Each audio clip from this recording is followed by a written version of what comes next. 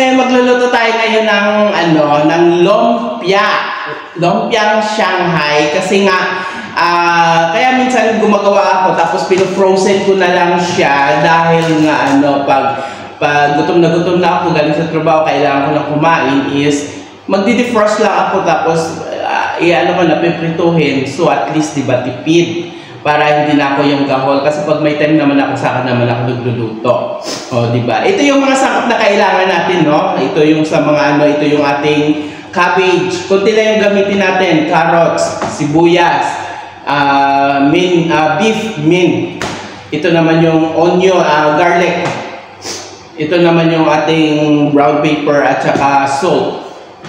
Ayan. At saka ito yung ating wrapper. So, kaya ganito na lang yung gagawin natin kasi nga dahil nga sa restrictions ko na dahil sa YouTube na dahil hindi daw nagpapakita ang aking pagmumukha ni YT. Kasi gusto niya nakikita lagi yung aking pagmumukha, kaya ganun. Ayan, inayos ko na lang siya, lagi na lang makikita.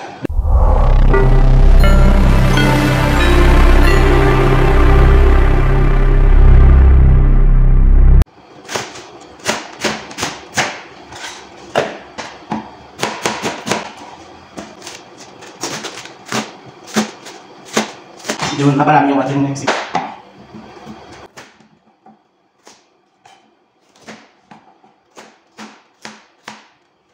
Ano naman yan? Oil. Ano yung tinaitas ang garambol.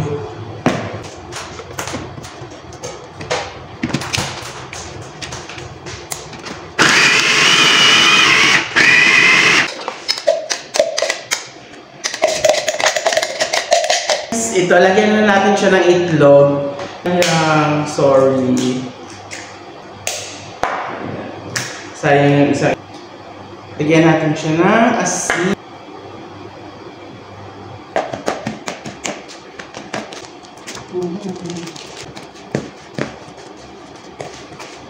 Yung matira dito,